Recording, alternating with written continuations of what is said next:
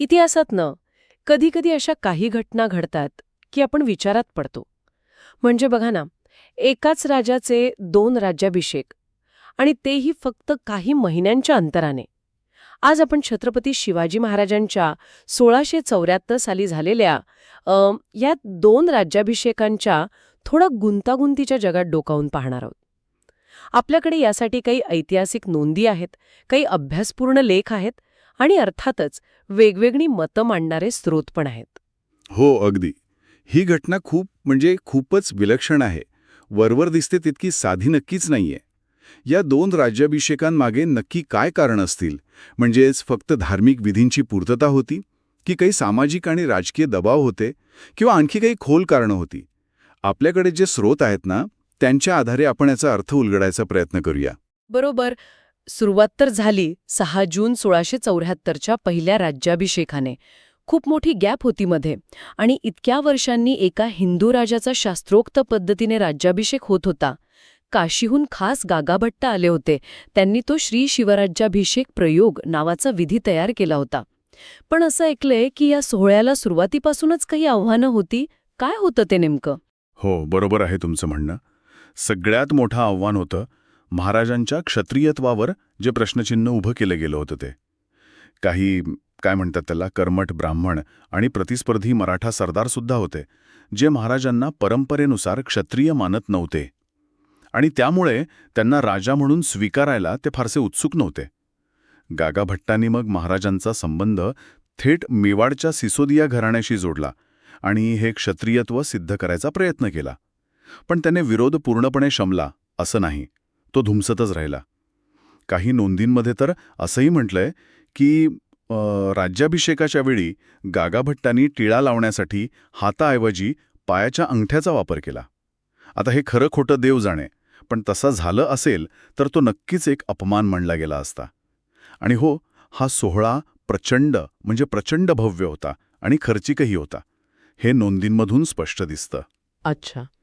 पण एवढा मोठा सोहळा, एवढा खर्च आणि प्रयत्न, तरीही काहीतरी अनपेक्षित घडलं असं दिसतंय स्रोतांमध्ये. काही अशुभ घटनांची नोंद आहे, नाही का? हो, अगदी. पहिल्या राज्याभिषेकानंतर लगेचच, म्हणजे अगदी 12 दिवसातच राजमाता जिजाबाईंचं निधन झालं आणि त्यानंतर काही काळातच राणी काशीबाई आणि महत्त्वाचे सेनापती प्रतापराव गुजर यांचंही निधन झालं. इतकंच नाही तर खुद गागाभट आणि त्यांच्या एका सहाय्यकांनाही काहीतरी अपघात होऊन इजा झाल्याचं कळतं. ह्या सगळ्या घटनांमुळे मग दुसऱ्या राज्याभिषेकाची गरज निर्माण झाली असं काही महत्त्वाचे स्रोत आपल्याला सांगतात. बापरे. म्हणजे या घटनांनंतर दुसऱ्या विधीचा विचार पुढे आला म्हणायचा. हो, पण त्याचेही वेगवेगळे कंगोरे आहेत. निश्चलपुरी गोस्वामी नावाचं एक तांत्रिक पंथाचे विद्वान होते त्या काळात. त्यांचे म्हणणं होतं की गागाभट्टांनी वापरलेली फक्त वैदिक पद्धत पुरेशी नव्हती. मुहूर्त चुकीचा निवडला गेला होता आणि महत्त्वाचं म्हणजे तांत्रिक देवतांकडे दुर्लक्ष झालं होतं, म्हणून या अशुभ घटना घडल्या असा त्यांचा दावा होता. दुसरीकडे काही अभ्यासकांचं मत आहे की हा मुद्दा सुरुवातीच्या विरोधाचाच एक भाग होता, किंवा असंही म्हटलं जातं की अधिक दक्षिणा मिळवण्यासाठी ब्राह्मणांनीच हा मुद्दा उकरून काढला होता.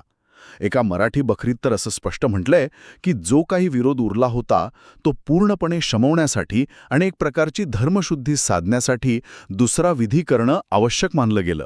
अच्छा. म्हणजे परिस्थिती शांत करायची होती आणि कदाचित धार्मिकदृष्ट्या सगळं ठीक आहे असं वाटावं, म्हणून महाराजांनी निश्चलपुरी गोस्वामींकडून दुसरा राज्याभिषेक करून घेतला? हो, अगदी तसंच दिसतंय. हा जो दुसरा राज्याभिषेक आहे तो 24 सप्टेंबर 1674ला झाला. काही ठिकाणी 4 ऑक्टोबर किंवा 24 ऑक्टोबर अशा तारखा पण दिसतात, पण सप्टेंबरची तारीख जास्त मान्य आहे. हा तांत्रिक पद्धतीने झाला. याला कंठाभिषेक किंवा क्षात्रविधीना अभिषेक असंही म्हणतात. याचा उद्देश अगदी स्पष्ट दिसतो, म्हणजे तांत्रिक शक्तींना शांत करणं.